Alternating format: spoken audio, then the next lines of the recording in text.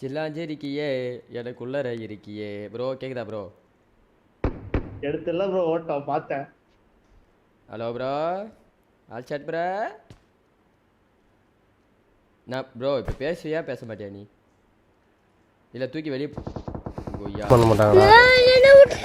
ரீகாலே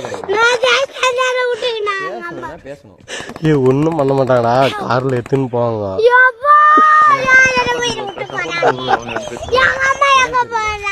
தூக்கி கீழே போட்டு வரேன் போ